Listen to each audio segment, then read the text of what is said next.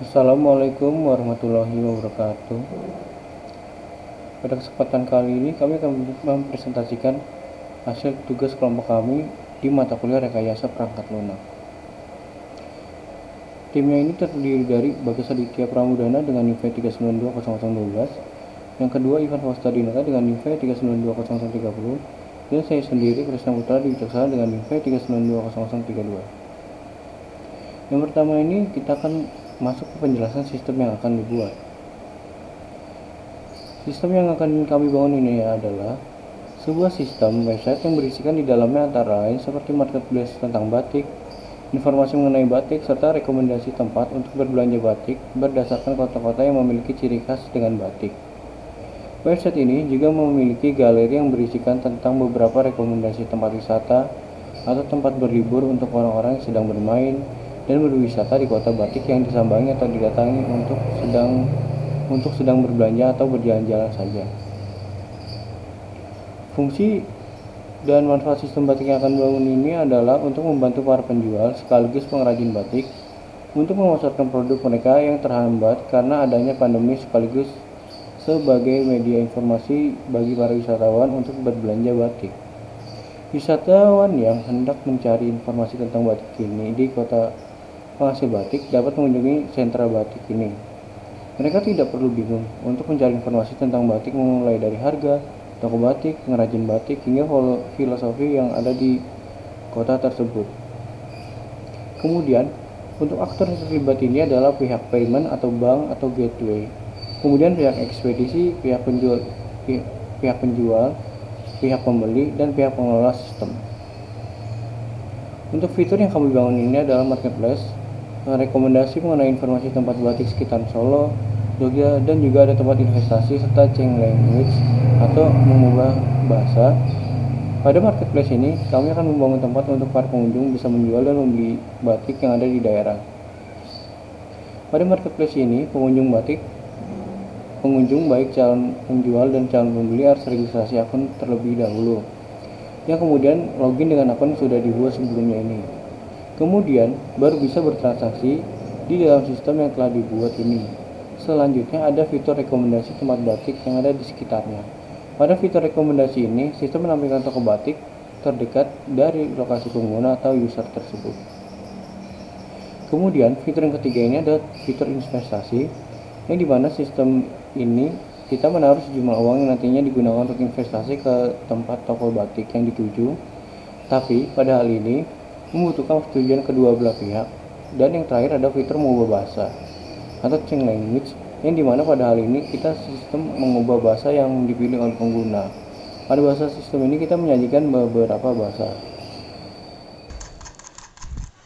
Berikutnya use case dari diagram zona batik. Di sini aktornya adalah user. User memiliki 3 pilihan, yaitu marketplace, investor, dan katalog. Di dalam marketplace sendiri terdapat pilihan lagi, yaitu menjual barang atau membeli barang. Kemudian dalam menjual barang ada 3 subbagian lagi, membuat toko, menginput barang, dan mengupdate stok. Pada bagian membeli barang terdapat memilih toko, memilih barang atau produk, dan membayar barang. Kemudian pada pilihan menu kita dapat memilih produsen dan memberikan pendanaan. Kemudian pada katalog kita hanya bisa memilih toko dan membuka maps. Kemudian aktor admin dapat mengatur login, yang di dalamnya terdapat fitur yang kurang lebih sama dengan aktor user. Selanjutnya saya akan menjelaskan penjelasan sistem dari PT Sentra Batik Indonesia.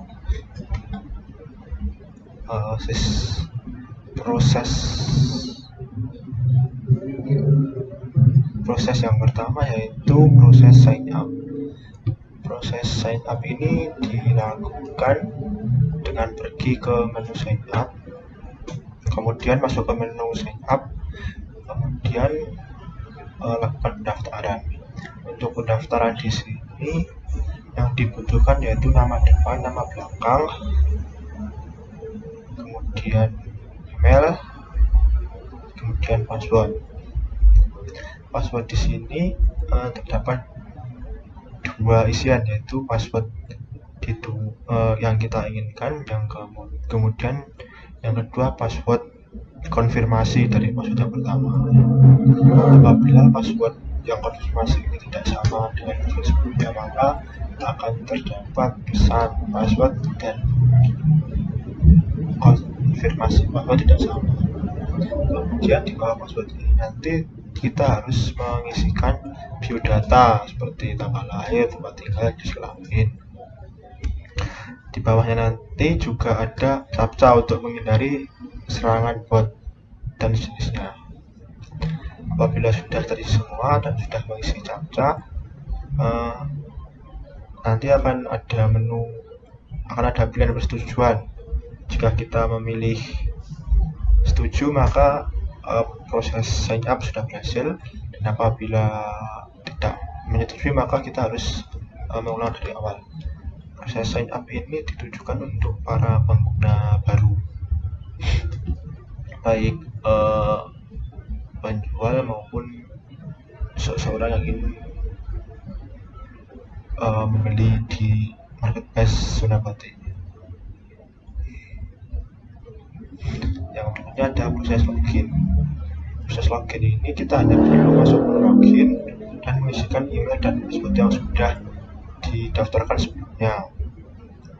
Kemudian nanti di menu ini juga terdapat captcha dan juga fitur Remember Me, agar saat kita keluar ataupun logout dari website Zona Batik, kita dapat masuk kembali tanpa harus masukkan email dan password. Kemudian saat kita login nanti, sistem akan mengecek apakah email dan password itu sama, dan juga mengecek captcha yang sudah diinputkan sama atau tidak. Jika memang salah ataupun gagal masuk, maka kita harus mengulangi mengecek captcha ataupun email dan password yang kita inputkan tadi. Yang berikutnya ada proses membeli. Proses ini para pengguna melakukan sebuah transaksi atau pembelian barang yang diinginkan oleh para pembeli. Pada proses pembelian ini terdapat beberapa langkah seperti pembayaran dan pemesanan barang yang ingin dibeli. Berikutnya ada proses menjual. Proses menjual ini hanya bisa dilakukan oleh penjual. Penjual akan menentukan barang yang akan dijual di menu akun mereka. Kemudian mereka dapat mengisikan deskripsi barang, harga barang, ataupun gambar barang. Yang terakhir ada proses investasi dan pendanaan. Proses ini dilakukan yaitu pergi ke login, kemudian pergi ke menu investor. Selanjutnya pada menu investor kita dapat melihat mana saja produsen yang ada yang sudah terdaftar pada menu tersebut. Jika sudah menemukan produsen atau penjual yang tepat, maka investor bisa membuka fitur chat dengan penjual ini. Dalam hal ini, selanjutnya investor akan melakukan komunikasi dengan penjual seperti diskusi mengenai budget yang ditawarkan oleh investor dan juga hasilnya, apabila setuju atau tidak untuk melakukan kerjasama ataupun pendanaan. Apabila setuju, maka sistem akan mengirimkan file yang berupa persetujuan berkas yang harus ditandatangani guna menyetujui dari kedua belah pihak. Dan jika sudah, maka investor akan mengirimkan sejumlah uang ke sistem. Tetapi jika tidak, maka sistem akan close dan membatalkan investasi tersebut. Dan kemudian program akan selesai. Selanjutnya, flowchart dari sistem yang kita buat. Kurang lebih flowchartnya seperti ini. Pertama kita memulai, kemudian kita masuk ke home website, kemudian terdapat beberapa menu, seperti investor, katalog, batik market, dan login. Di dalamnya sendiri terdapat cek login juga. Dan untuk hasil akhirnya dalam investor, kita memberikan data atau menginputkan data yang sudah berhasil, dan dalam membeli barang terdapat akhiran, yaitu membeli barang. Kemudian proses berakhir. Kemudian flowchart dari masing-masing proses. Pertama membeli, mulai kemudian masuk ke website, kemudian jika benar akan lanjutkan ke batik market, dan seterusnya. Kemudian proses sign up, pertama daftar, memasukkan email, mengecek email, dan seterusnya. Kemudian investasi, masuk ke dalam website, masuk ke dalam menu produsen, berminat, setuju, kemudian memberikan dana, selesai.